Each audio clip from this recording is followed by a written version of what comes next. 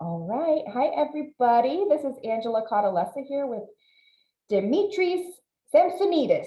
Did I get it right? Perfect. That was Perfect. perfect pronunciation. And how did we meet? We met because I think you joined Polymath Place. Yeah, and before that, I was conducting my master's thesis on multipotentiality, the previous stage of polymathy. And I remember messaging you about I just read your thesis. It was life-changing, the impact it had on me, and ask you on some further reading material to pursue my thesis. And then you gladly accepted. You invited me to have a meeting, which was uh, blew me out of my mind. I never forget the Oh, moments like, wow. And you were quite helpful on my journey through finishing my thesis on multipotentiality. oh, that's so sweet. Thank you. And we become friendly. Like we Yeah, video chat every once in a while. And we've been like, we have these amazing conversations about polymathy. And we're like, we should record it. Like we should put it out in the world instead of just have it and then it gets sort of lost into the ether. So that's what we're going to do. We have a few ideas for what we're going to talk about today, but we're mostly just free forming and recording one of the amazing conversations we have about polymathy as two thinkers in this field. So first off, Dimitris is Greek. He lives in Greece. I just got back from Greece a few months ago and I love Greece. I think it's a really special, amazing country, and the people and the landscapes and all that. I just love Greece. Anyway, I wanted to talk about the origins of the word polymath in Greek with a native Greek speaker. So Dimitris, what would you like to share with us about that word? yeah. And also being a linguist, since my bachelor's degree is in English literature and language with a lot of linguistics. Mm, The word polymath in Greek, polymathis, comes from two words, poly, which means many things, and mathis comes from the word matheno in modern Greek, or in ancient Greek, manthano, which means to learn something. And with all the meaning of the word learn, to make it a part of your identity, to achieve an enlightenment on it, to integrate it into yourself. mhm. So many learnings to learn many things, polymathis, or polymath in English. So the word originated from ancient Greek, as we have seen in some text and through my etymological analysis of the word when I did a few days ago, and was found on some text from ancient Greek philosophers in ancient Athens Mhm. about the elites who could study more fields because they had the fundings from having slaves and having free time to indulge themselves in many learnings. Mm. So it was So for in ancient, enjoyment rather than a yeah, purposeful learning. It was enjoying. It's like a privilege to be able to learn broadly, kind of a thing. because you had the assets and you had the time because you Mhm. weren't working. That's why also in ancient Greek, the ancient Athenians could spend their time in immediate democracy and and getting involved with the state of affairs of things because Mhm. the slaves were running in the background doing all the chores in the fields, and they were only interested in intellectual work. And also, of course, because a healthy body does need a healthy mind. And we're also doing a lot of gymnastics and things like that, and Yeah, the exercising. Olympics and the Yeah. marathon started. I mean, Greece is just so amazing. Mm, Democracy started there. We're going to talk about that yeah. too. So about many learnings, it was this concept of you in ancient Greek, you became famous if you were an intellect. You Mhm. became. They didn't use they used the word philosopher.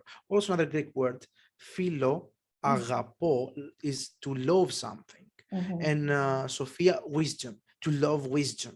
And Yeah. wisdom doesn't come only through learning, but also through life.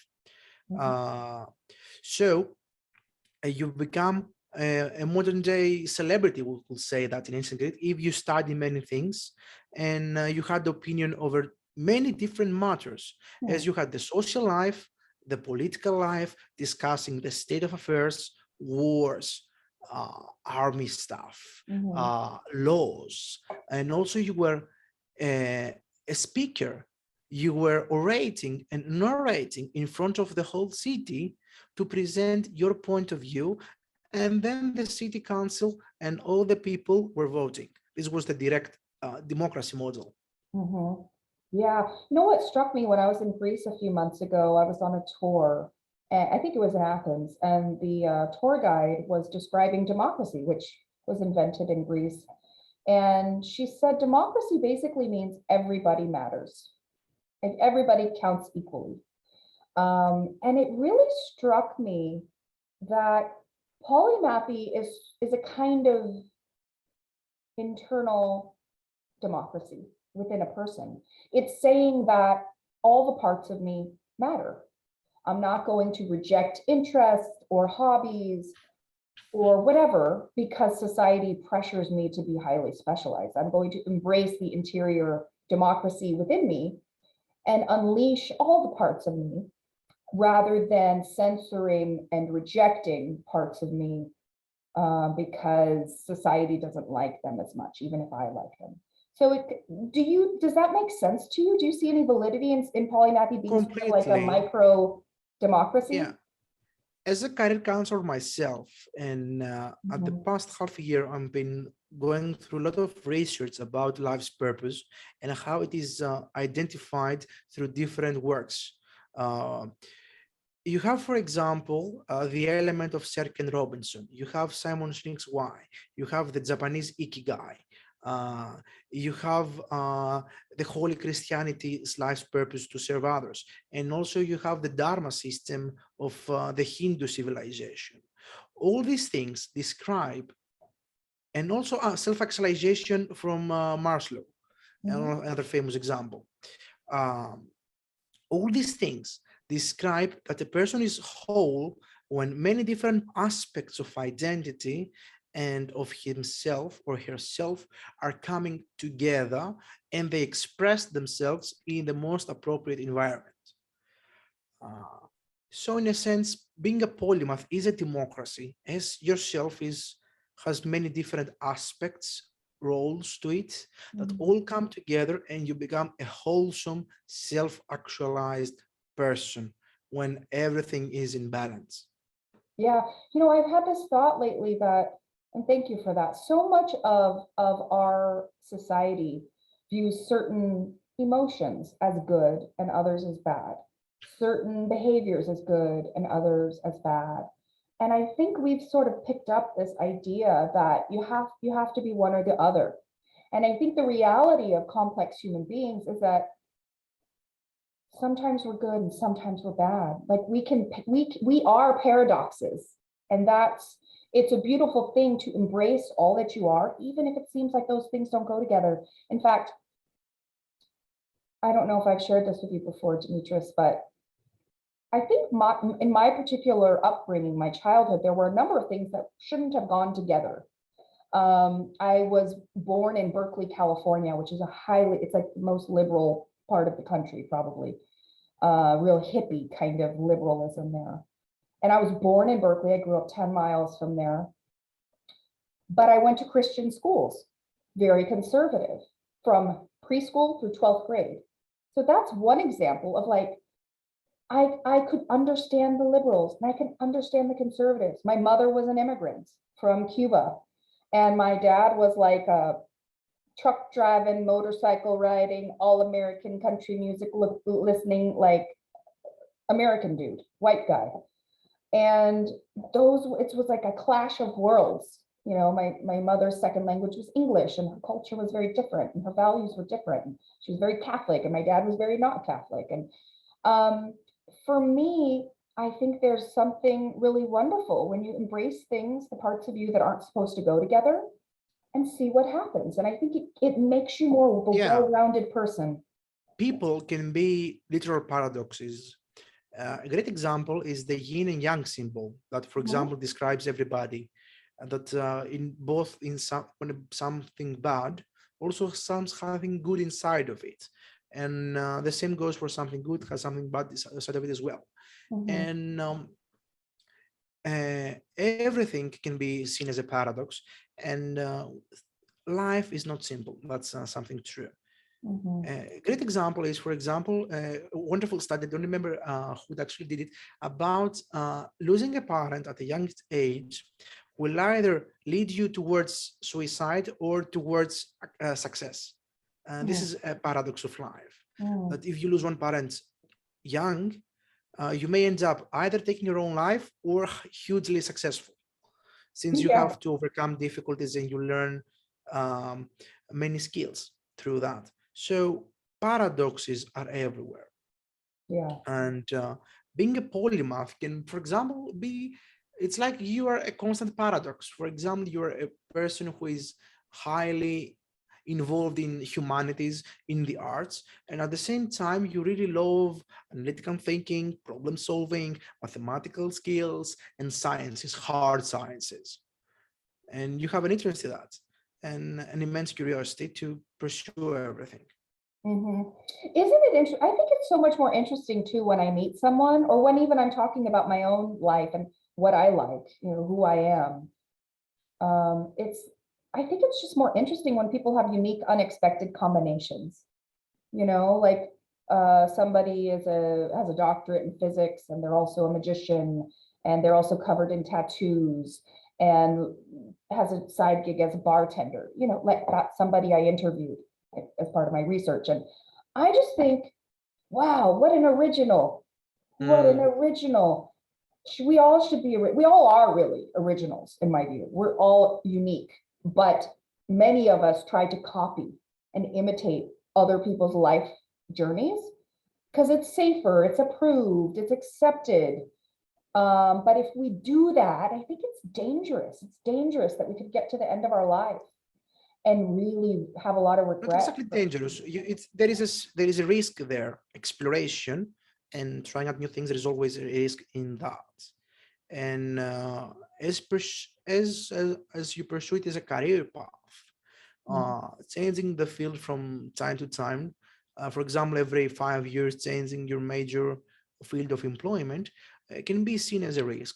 But today, with interdisciplinary studies and with transferable skills existing, um, and the term career change being prevail in career counseling and career coaching, it can be seen something as of a better thing. Mhm. So the concept towards changing your career and pursuing your other interests at a later date doesn't have that negative stigma that it had many, many years ago. Mhm.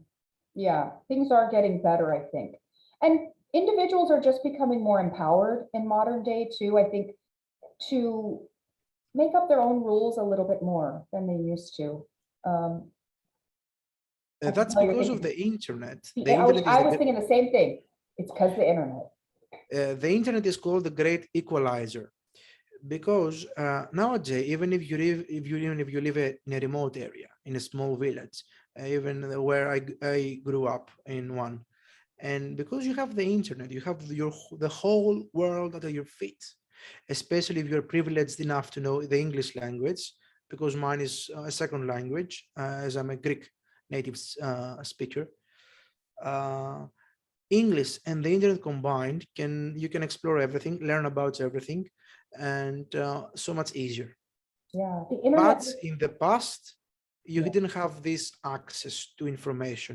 You have to go to a library, you have to visit a museum, you have to visit a university to find information. And you had to know either somebody, or you had to know English, which was much more difficult back then for non-English speakers. Hmm. Yeah, for sure. Um, what do you think about like how what are your thoughts about how education is impacting polymathic potential or polymathic expression in people? Well, there is the many times mentioned pipeline problem, where in the base of education in primary school, you start with a wide range of activities and subjects. Hmm. In the middle school, you narrow it down a bit. A great example is in primary school, you do geography in the Greek education system, but in secondary school, you don't do geography anymore. It's out of the curriculum. And then, for example, you go to high school and some other courses have been removed from the curriculum. And then also at the senior years of high school, you have to choose a direction.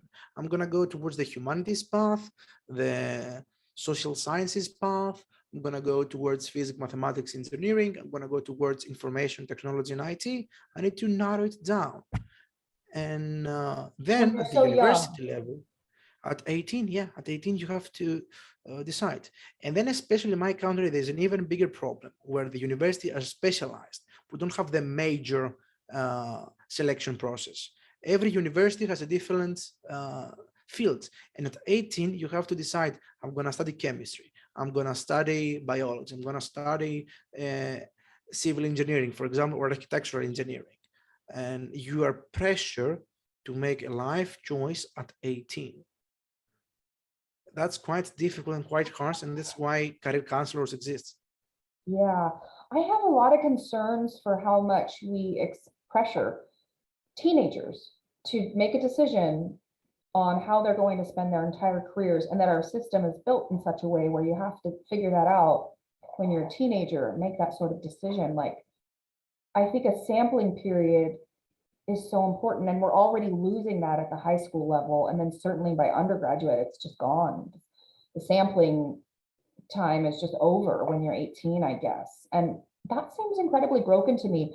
I kind of wish, I mean, I know we have interdisciplinary studies majors, like you can major in interdisciplinary studies, but I think we need some changes to our educational system somehow to make it really explicit that, okay, some people will be highly specialized, and that's valuable. And some people may want that. And then other people may specialize in being generalists, lifelong learners across disciplines. And if that perspective is incredibly valuable now more than ever because of the complex nature of the problems we face. We need interdisciplinary thinkers who can weave together new perspectives from across. They can connect the dots. They can connect between the dots, seemingly not connected things. Yeah. And they can bring them together and find new meaning through this process. Yeah, and there's, I mean, where is this development taking place? It seems to me right now, for most people on the planet, if you become polymathic, it's not because society encouraged that in you. It's because you by happenstance, by life, by chance, you had that broad exposure and you liked it and kept up with it, or you made a decision to sort of be rogue, to go rogue and to be different. But I kind of wish that our educational system in the United States and in Greece and across the world would identify that there is another way. Everybody doesn't have to be specialized. And if we keep doing that, it will cost us. There's so much information we will never realize and access. Well, advances that won't take place. As I'm an optimist, and I'm an extremely optimistic guy, I'm going to have to mention the changes that have been happened in the past years towards self-directive learning, implementation of projects, even at the high school level, where you get to choose and explore things. For example, even choosing your own thesis at the university, the topic of your thesis is a great example of self-directive learning. You choose something that is important to you, and you have some sort of freedom inside, of course, the circle of academia to combine your hobby with your main field of study and create something new. So things are changing, and they are getting better than in the past, where, for example, in some universities, you had to choose from a list of topics for your dissertation, for example. But of course, there is always room for improvement. Yeah, for sure. There's definitely room for improvement. And for me, the story of polymathy and specialization, and like the more I think about it, and I've been thinking about this topic for 7 years or more, like I've really thought a lot about this, is there's a lot of dehumanization that can take place if we let it. You know, we can let dominant narratives and other people's ideas and other people's preferences and thoughts shape and form how our very lives turn out. And there's a rehumanization that I think needs to take place where individuals are empowered to really curate and write the story of their own lives in ways that are more original and more authentic, rather than inheriting these storylines and these well-paved paths that everybody should follow. We need to This is something rehumanize that's ourselves. this is something that we do in career counseling. It is a career counseling model proposed by Savikas. It's called the My Professional Story, where you take a look upon yourself and your story so far.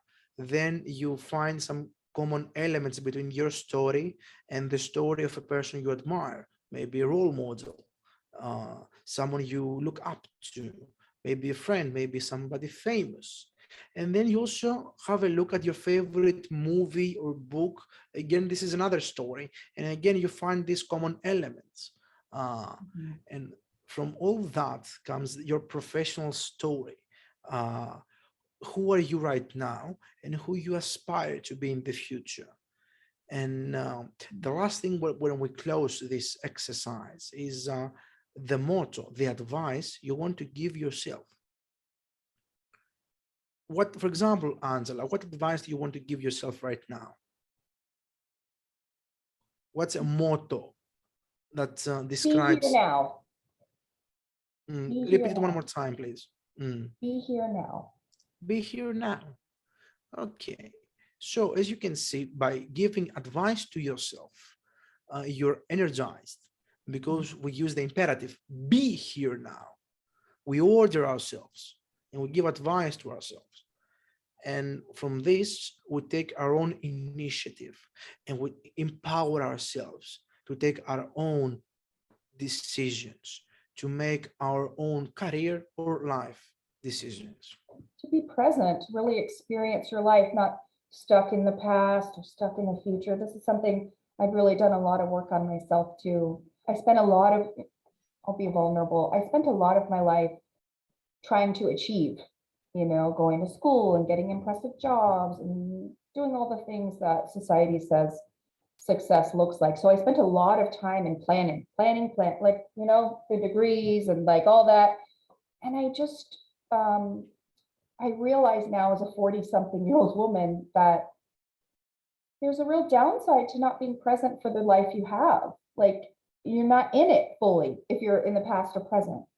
So anyway, that's just a little side note. One of the other things I wanted to share with you, an observation I've had about education, like a sort of negative or weakness of our current educational system, is that it's really not focused enough on self-directed learning. Like, there's a lot of like banking, like, let me deposit this, like you sign up for a degree, okay, we're going to tell you here's all the things you need to learn. And there's not a whole lot of agency. There's some wiggle room, like you could pick your thesis topic or you can pick a paper topic or something. But for the most part, the reading that you're doing, like, there's a lot of here's what you must learn built into the way our program. You want to say something? And then a lot of memorization as well. A lot of memorization and a lot of like leaning on what other scholars have said, and not as much emphasis on using your own critical thinking abilities to generate new knowledge in a lot of academia. Once you get to the doctoral level, you're allowed to make a contribution finally. I really do remember one great quote from my mathematics professor in high school. Even though mathematics was my least favorite subject and my one weakness. Or in all other subjects, I was like the perfect student in my classroom. So he said, in high school, you have to use the form we teach you to solve this problem or this mathematical exercise. In university, the only thing that matters is the result. You can derive to a result by your own method, and if it's correct, you're going to be also correct at the exam. So in an essence is in the lower grades of education, you need to follow the plan the methodology, as we say, of the institution. In university, you have a smaller aspect of freedom on how to arrive again at the same conclusion, the same result. You get a little bit more freedom that way. Well, one of my concerns with, particularly with university level education, is, they select the readings, they discuss the discussion topics, they sort of judge your writing if it's good enough, and it's not all that self-directed. It's a little bit self-directed, but mostly not self-directed, mostly No. It's directed. usually the professors have a mandatory list of reading, and then also they Right. have a supplementary. You can also go through this stuff Yeah, and as well. there's value in that approach because experts can make recommendations on what's valuable to read and all that. Like that, I'm not saying it's a horrible model altogether, but there are downsides because the person learning doesn't have all that much agency over their own learning journey because there's so much, and they signed up for it, the specialized curriculum where someone else tells them what they need to learn, and they get a little bit of wiggle room and freedom to make their own contributions maybe, or observations. But one of the problems with education is that if it is based on memorization of information, what happens in 10 or 20 or 30 years from now when that information is outdated? Like, does a degree really prepare you? Like, if the degree is about memorizing this curriculum, and then you spend 30 or 40 years in a career, we can't really rely on 30 or 40-year-old information to guide a person. So continuing to learn, continuing to be self-directed, and it is very important. And also, I wish there was more curriculum in schools everywhere that Yeah. addressed the importance of self-directed, lifelong, continual learning. Again, I'm gonna take the part of the optimist guy here, and I'm Okay, gonna good. mention, unfortunately, these are the exempts from the rule. Some teachers of mine that actually guided me through self-directive processes and projects. Mhm. A great example was in English literature university about the post-colonial studies. We have to do a research topic, and the professor said you need to find at least 3 critics that have wrote, for example, about Shakespeare and a play, and then you have to write down a summary of what a combined summary of what the critic says, and then your own point of view. And my teacher explained that in order for you to make your own mind, first of all, you have to listen what others have said and Mhm. on somebody else's work. And in order for Sure. you to develop your own critical thinking, you need to learn how to connect things, how to connect different aspects. And in a sense, this was a self-directed process. As she said, you choose the play you want or the piece of literature you want to write upon. You find 3 critics and then you present your own critique on it. This was, for example, a self-directed model. And the Mhm. other one was when they give you the free uh, choice of a subject in a paper. For example, in my master's degree now, uh, we had about career test questionnaires and assessments, and we had to write a topic on them. This was a general topic. And while reading some questionnaires, I found a translation mistake by one of my professors. Like, oh, I'm an English teacher. Here you made a mistake in your translation. And how did this happen? It's like, I'm really curious. And then she explained to me the whole process of translating a questionnaire and a psychometric tool. It's like, oh, this is really interesting. Now it sparked my curiosity. It's like, now this is gonna be my topic for the paper. This was self-directing, following curiosity, getting a Yes. stimuli from education, and then making your assignment on it. Yeah, I love that. And just continuing to think for yourself and continue your learning journey beyond school, beyond university, and realizing that learning can take place in many forms, not just in a classroom or a book. We can learn from each other on a video Mm. chat, you know? So I think it's really important for every person to take responsibility for their own learning journeys and to not depend on a preformed curriculum or a university degree or anybody. of any other human being to And guide, dictate too much. now I'm gonna take the negative side, although I'm the optimist. What the schools and education systems should do better: help educators guide students more towards self-directed learning. Amen. If you since I before becoming a career counselor, I was an English teacher. If you emphasize on educators and teach them how to create self-directive projects and help students to develop their research skills. How do I find information, proper, correct, and Exactly. checked information online? How do I combine information, and how do I present information? And this, by all of it, a whole sense, also develops your critical thinking. Yeah, exactly. And I would love to see more schools that are designed around supporting self-directed learning so that the teacher becomes sort of like a guide for your own journey, but like someone you could check in with for ideas and guidance and connections and getting past roadblocks and creating learning maps, learning journeys that I will go on. Maybe I'll take a class, maybe I'll read a book, maybe I'll watch videos, maybe I'll interview experts, maybe I'll shadow someone who's knows about the thing I'm studying.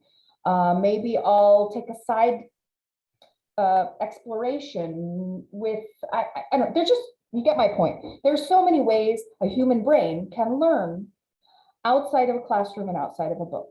And that's what another thing I'd like to see the educational systems do more of, is supporting that kind of learning. I think it makes learning a lot more interesting, a lot more holistic, a lot more versatile. When someone could say, yeah, I really love quantum physics, and I'd love to talk with someone who works in that field. And like, that would be okay. That would be part of your educational agenda, not just taking a class or reading the book. You know what I mean? That's one. Yeah. Then another thing that we're not taught at school.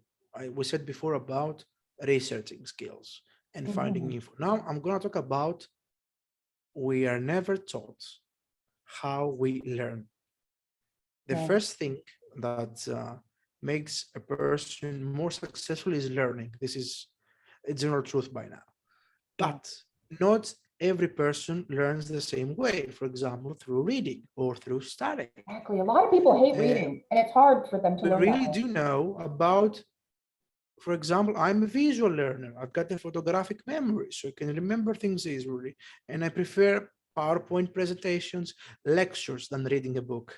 Same. Even today, for the first time, I use the Microsoft Out Loud choice where the AI reads you the context. And I did this with an academic text like Omiji. Now reading becomes fun because I don't have to read. I only listen to it. I really love audiobooks and things like that. I am the same way. Like, my brain is busy enough that staring at a page for hours is like, it takes discipline for me. I'd much rather listen to a book or watch a video or have a conversation. Like, if I really want to learn something, reading a book is not it for me. I know that about myself. Can I do it? Can I force myself to do it? Well, yeah.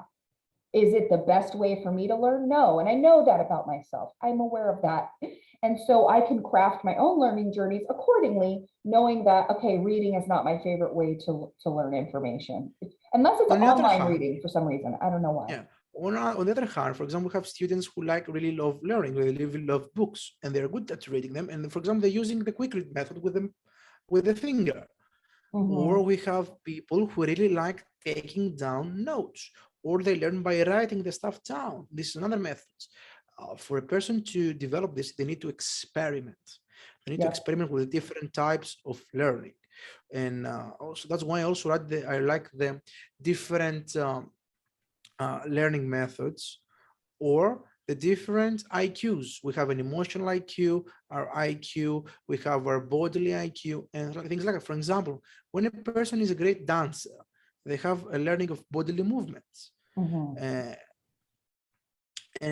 People have, for example, learned doctors have learned how to name the bones by actually sewing them with their things. And they made this thing into a bodily movement function of how to remember the name of the bones, for example. I love This that. is combining the different IQs you have within yourself. Yeah, more holistic. It's so important to continue learning too, because one of the things that also concerns me, just in terms of like human longevity and health and wellness, is if we live in a world where people become expert and they know their topic and they're specialized and they just do that kind of rotely, day to day, like that's they're a doctor and they just do their work. And um, what happens to the human brain when you just keep the same experiences on repeat? Like there's some value in continuing to learn to keep your brain healthy. Like if you don't use it, you lose it. And I wonder, Yeah. like, wow, how vibrant could our population be if we had more polymathic generalists who really hunger for learning? Like, how would having those types of people among us enhance our longevity and our vibrancy in society? And again, on something of the basic level is we need to help students differentiate studying from learning. The Mm-hmm. thing is Good to point. study something. Another thing is to learn.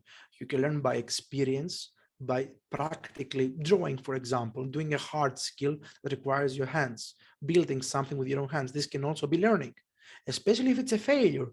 Failure is the greatest teacher, after all. And Mm-hmm. other hand is to study for something in memorization, all the things we covered before. Mm-hmm. So learning, for example, I love podcasts. I'm a huge advocate for podcasts. I listen to about uh, 10 different episodes per day since Oh my I goodness. listen to them while commuting to work and also while jogging or running. And my secret is I listen at double speed. That's why I have the time. Yeah. So I have learned so many things through podcasts and audiobooks rather than reading a book because I'm a really an audio person and a visual person. Yeah, that's awesome. That's great. That's amazing you ingest that much content. But highly polymathic minds, they are hungry. They just want constant stimulation intellectually.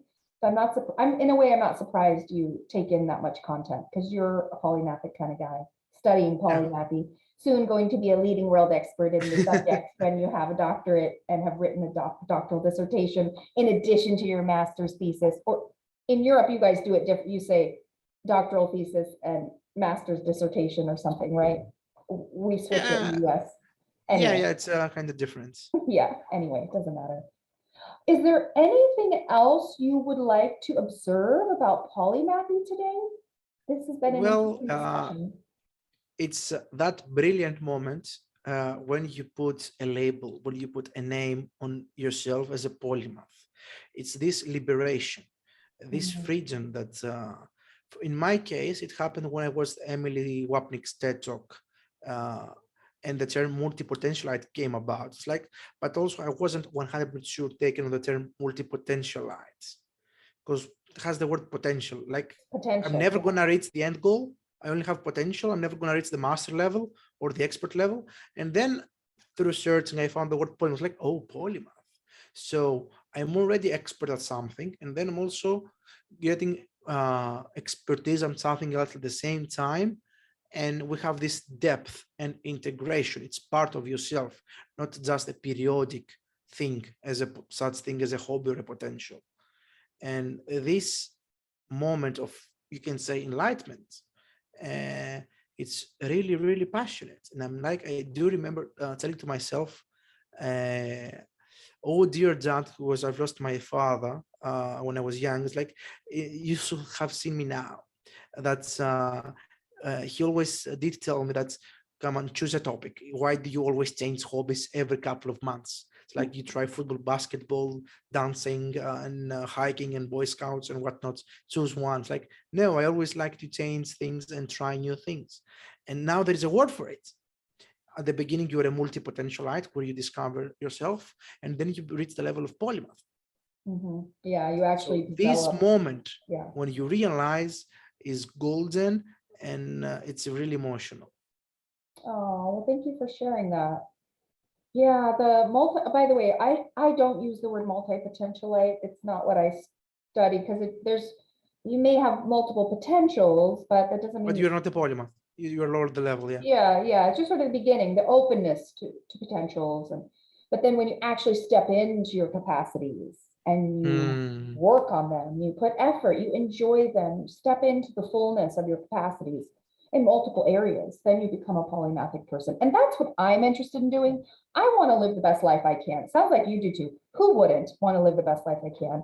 And I think that requires some thought. I mean, yes, you want to go with the flow of life. You always, you have to go with the flow of life, but you also want to plan and guide your own journey. That's the, I mean, I think if there was one message I'm conveying that I want to get across to people, is that like, you are responsible for your own life. And that's a wonderful thing. And it's a scary, daunting thing, but nobody can really make your life the way you envision and the way you want it to be unless you do it for yourself. And that may mean getting off of the path of specialization because it doesn't fit for you. It's not what you really want with your life. Like maybe you want to be a specialist for a while and then you want to become a specialist in something totally different. And that's okay. That's like natural. It's smart. There are benefits to it, challenges. So You're thinking of stuff that I think of. at its core, it's something that came up in your thesis, being open to experience. Yeah, Openness to experience is a major theme amongst polymaths, where they, in my case, and I prefer to use, they follow their curiosity, and that's how they explore things. yeah, It's how in how many polymaths find themselves at 12 a.m. in the morning googling things they didn't think they existed 20 minutes ago. yeah. uh, uh, that's why the internet is another way to uh, follow and satisfy that curiosity. Yeah, the internet came up, by the way, in a lot of my interviews as like, oh, if you're a polymathic person, it just makes learning so much easier. I mean, the internet really networked our planet. It connected us to each other more easily. You live on the other side of the world, and here we are talking and exchanging ideas. The other thing I want to observe, you mentioned openness to experience, and absolutely like openness to experience and the pursuit of that openness. Like openness is one thing, but you to go into the exploration matters too. But it's occurred to me, openness to experience is something that's measurable. It's written about in the academic literature extensively. It's pretty well understood. And I've thought to myself before, is there any difference between openness to experience and what that means in a human life and openness to life itself? Like, what is life if it's not a bunch of experiences? So for me, openness to experience and polymathy, it's really about making the most of your life, self-authoring, having the full experience, not living and cowering in fear because you want to follow someone else's narrative of what you should do to be good and successful. Like, it's really about being open to crafting and authoring your own life, going with the flow also, but like taking responsibility and being open to life, Yeah. vibrant. And as you say, open to life, my focus is on trying things, on exploring and Yeah, pursuing curiosity. A great example we have in career counseling is, in order to reach the final decision that I want to study this, or I want to, for the next available future, I want to pursue this career, is first of all testing it out, either by volunteering or job shadowing, where you follow a professional in this career and you see what a day in that particular job is like. Actually, by doing, yeah, we are very passive receivers by watching YouTube, Netflix series, yes, and we are passively gaining experience through others people's lenses. But the difference comes when I do stuff, when it's my life on top of the mountain, feeling the wind, feeling the snow. It's another thing to view it from the aspect of a movie. hmm. So doing things is action. It's moving yourself forward. Is it takes your life on a whole other trajectory. Hmm. Can I And that, So people need this guidance in order to foresee what they want to do and take action and try things out. Just try it. Yeah, have your sampling period over and over again if you need to. You know, one thing I'd like to talk with you about too, Demetrius, is you and I have a little bit of commonality in that, like, you are really into mountaineering and you are like an Eagle Scout, I think, like, which is the Yeah, highest level of Boy Scout, just dance and like really physical activities. And that is part of your unique signature, your polymathic flavor, the original stamp of you is like, this is your combination, for example, and the combination may change over time, and the combination is much broader. I've just said a few things of it, right? For me, one of the things I did, especially in my 20s, I was an adventurer like you.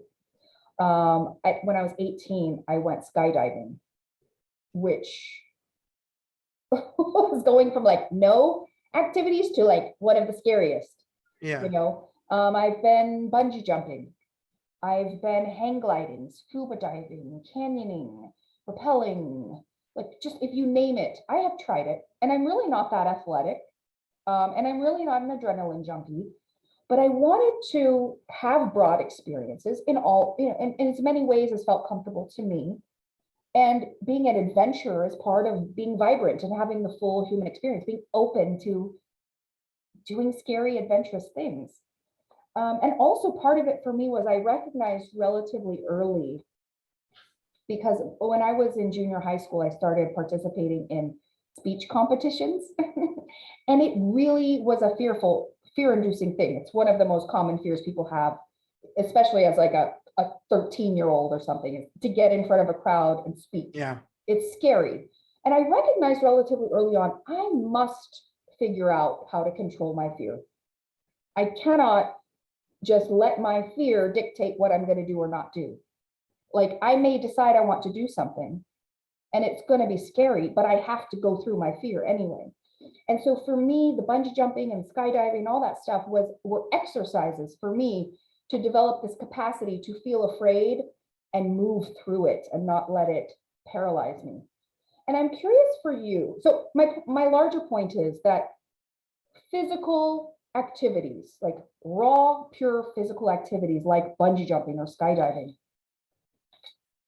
for me, have enhanced my personhood in ways that carry over into other elements of my life.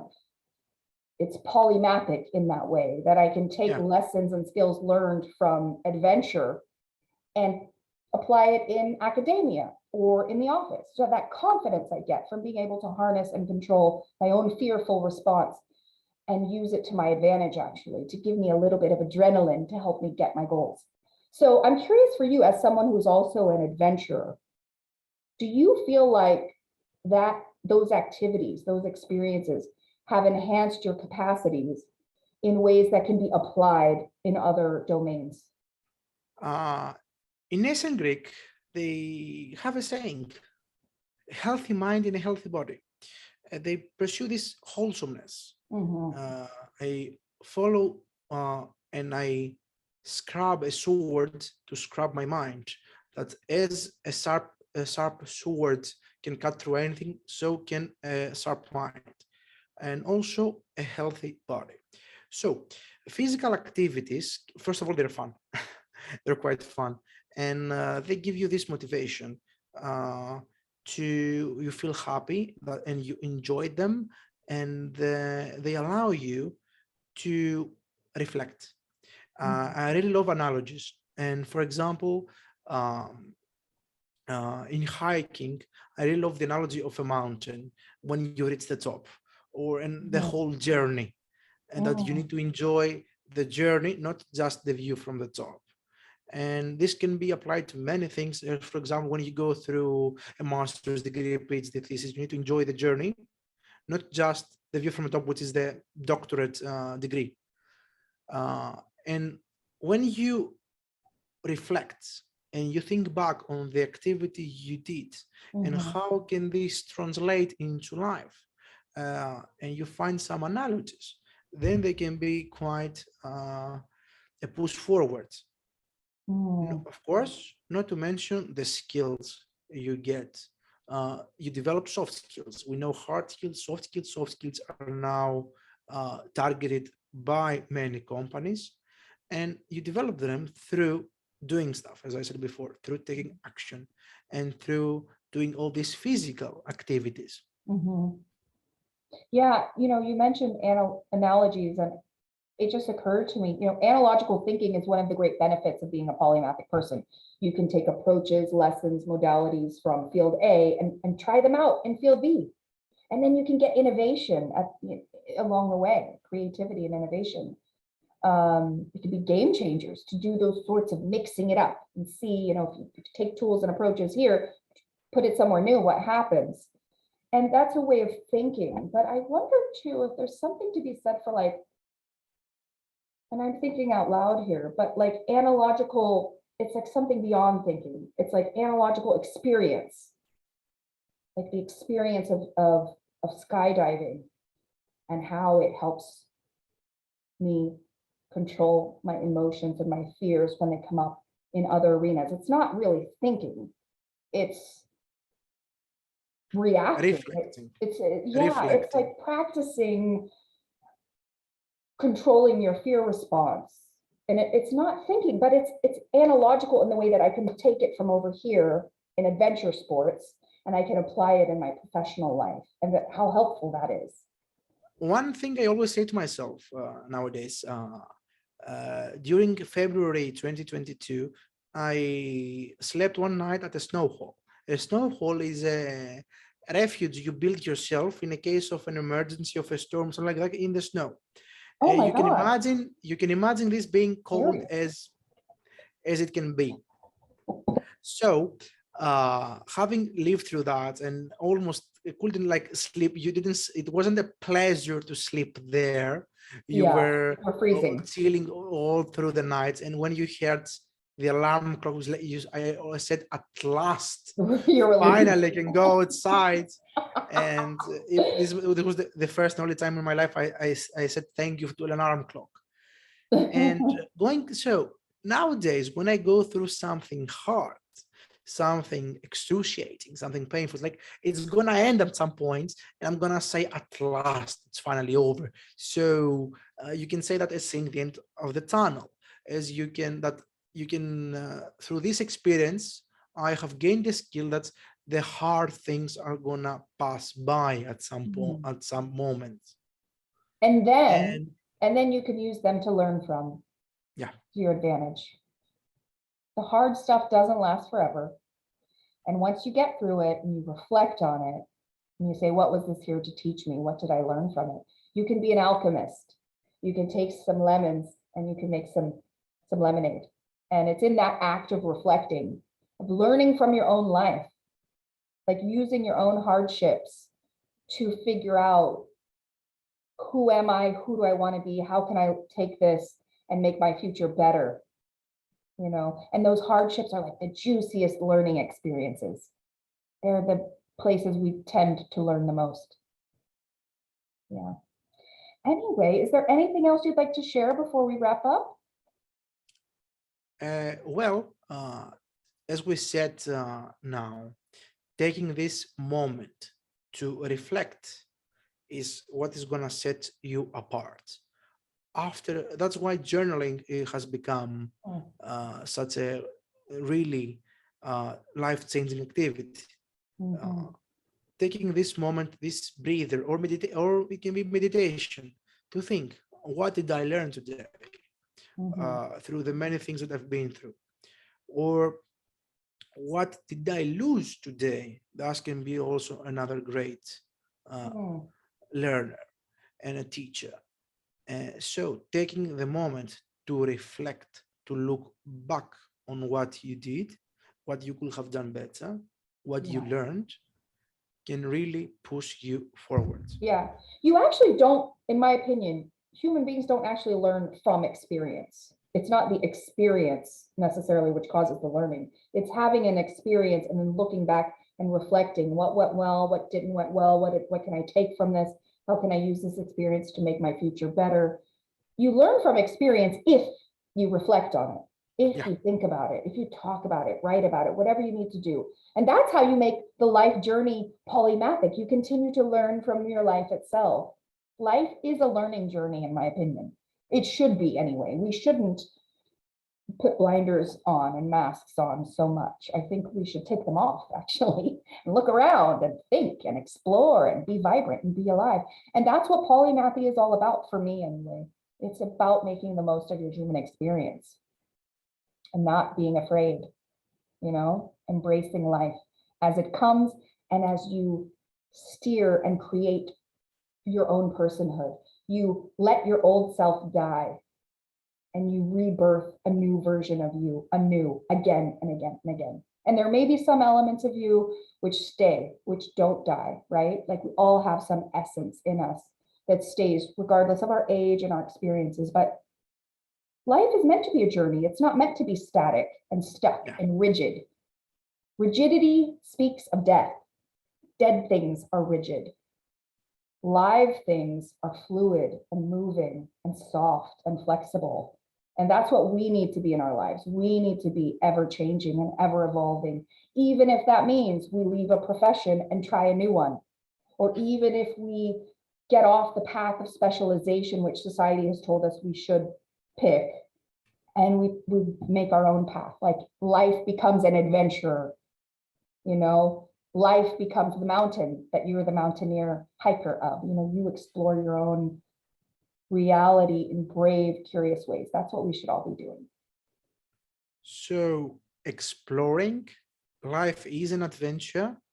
Yeah. And through this adventure, we can improve ourselves.